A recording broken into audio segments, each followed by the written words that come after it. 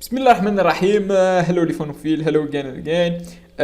J'ai de l'honneur de revoir encore une fois pour continuer notre série de cours concernant la gynécologie. On a fait l'hypertension et grossesse et aujourd'hui on va préciser seulement un type de l'hypertension, c'est-à-dire la prééclampsie. On va détailler la prééclampsie. Et comme j'ai dit tout à l'heure, la prééclampsie est définie on peut dire trois choses. C'est une hypertension arrivée après 20 semaines qui réunit une protéinurie supérieure à 0,3 g par 24 heures. C'est crucial. Il fallait l'hypertension plus la protéinurie après 20 semaines pour dire prééclampsie. La gravité de cette prééclampsie sévère, c'est supérieur à un critère. Transfert immédiat dans un service spécialisé. Donc, on a plusieurs critères.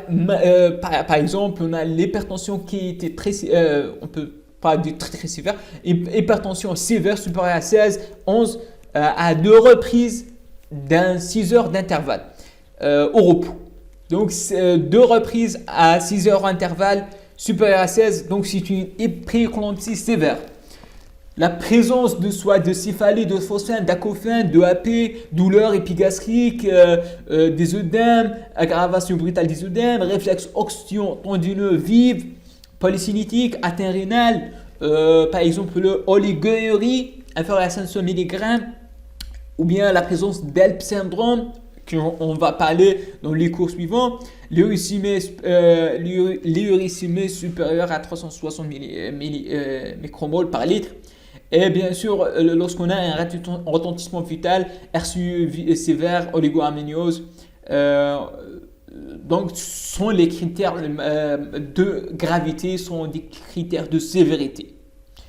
La justification d'une extraction immédiate. Cette gravité ou bien sévérité, on a certains critères pour en faire l'extraction immédiate. Je cite ici, par exemple, l'HT instable sévère supérieur à 16-11 ne contrôle pas un traitement médical malgré l'association de deux antihypertenseurs. La complication HRP, hématome sous-capsulaire hépatique, éclampsie, OAP sont toutes ces complications et il fallait faire une extraction immédiate. Perturbations biologiques sévères telles que la CVD, c'est-à-dire coagulation intraveineuse disséminée, cytologie hépatique, insuffisance rénale sévère avec un CREA élevé supérieur à 176 micromoles par litre et thrombopénie inférieure à 50 giga par litre. Altération du rythme cardiaque fœtal, altération de Doppler. Il fallait donc, lorsqu'on a ces critères, c'est l'extraction immédiate. Les complications maternelles de la prééclampsie, premièrement, on va parler d'éclampsie. Les éclampsies sont comme les crises d'épilepsie, sont des crises convulsives généralisées paroxystiques, peut aller jusqu'à état comateux. La prodrome, c'est l'aggravation de l'HTA, la protéinée, les œdèmes, les céphalées, etc. Le risque maternel, c'est l'état de mal contusif avec toutes les complications cérébrales, l'hémorragie, œdème, infarctus, nécrose, œdème et d'écoulement de la rétine. La risque fœtal, c'est la souffrance fœtale anoxique aiguë, voire mort fœtale in utero. Donc, c'est une complication très importante. Le pronostic vital maternel et fœtal est mis en jeu. Je ne sais pas si j'ai écrit ici, mais la mortalité, il y a une mortalité maternelle. Les femmes meurent à cause de l'éclampsie, malheureusement. Le fœtus aussi peut mourir par l'éclampsie. Donc, le traitement, il fallait libérer les voies aériennes, assistance respiratoire, intubation, traitement anticonvulsif. On utilise l'orazépam, ici j'écris benzodiazépam, plus la sulfate de magnésium.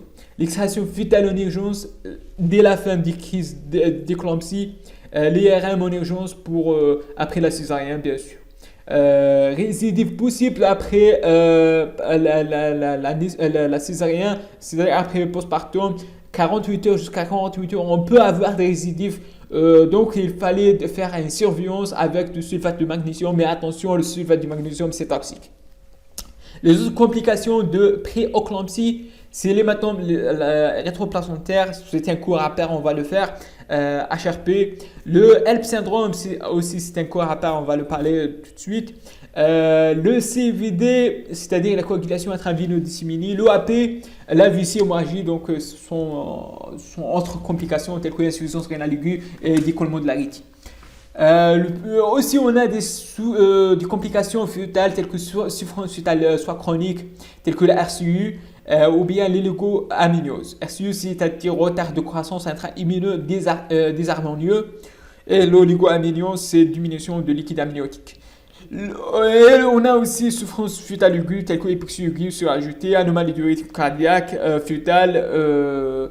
Aussi, on a donc la mort fœtale in utero et la prématurité. Le traitement, c'est principalement on donne des antihypertenseurs, tout central, tels que la clonidine. On peut donner la bétalol, c'est-à-dire la bétalol, c'est un alpha et bêta-glucane en même temps. La bétalol, l'anicardipine, il faut éviter en cas de grossesse gémellaire, bien sûr.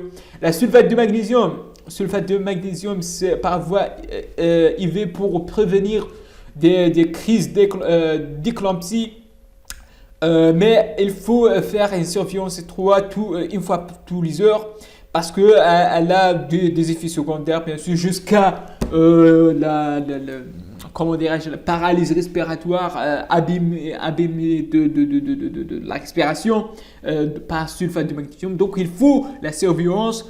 On surveille comment, soit par la fréquence respiratoire ou du reste, et surtout on peut facilement par les réflexes oxyotendineux parce que ce sont les premières parmi les premières qui sont perturbées, les réflexes oxyotendineux. Si on a des perturbations, on donne l'antagoniste du sulfate de magnésium, c'est le gluconate de calcium. La licence gluconate de calcium, on le donne lorsqu'on a une fréquence respiratoire inférieure à 12 ou bien des réflexes oxyotendineux apolis.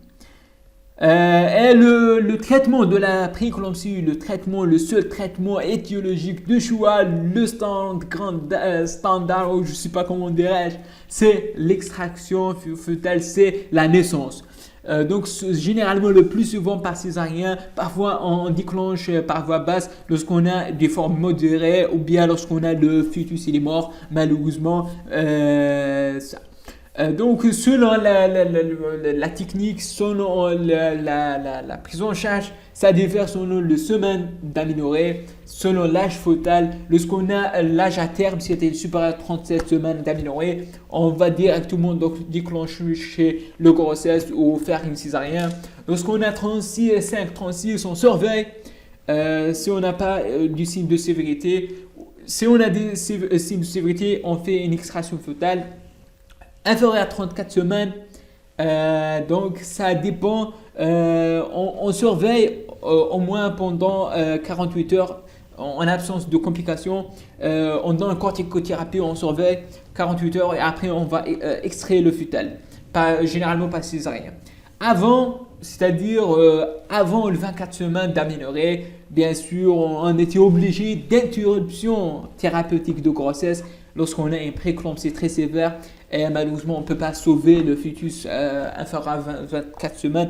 Donc on était obligé parfois de donner pour faire interruption thérapeutique de grossesse. Donc c'est ça le grosso modo de traitement. Il ne fallait jamais oublier que ce sulfate du magnésium qui peut donner des arrêts respiratoires, il fallait surveiller le magnésium, il ne fallait pas augmenter très la dose, respecter la dose et continuer à tenir, et faire surveillance des réflexes oxyotendineux et la fréquence respiratoire. Je vous remercie pour votre attention, n'hésitez pas à cliquer sur la chaîne, m'abonner sur ma chaîne et d'aimer, partager. À la prochaine, Inch'Allah, salam.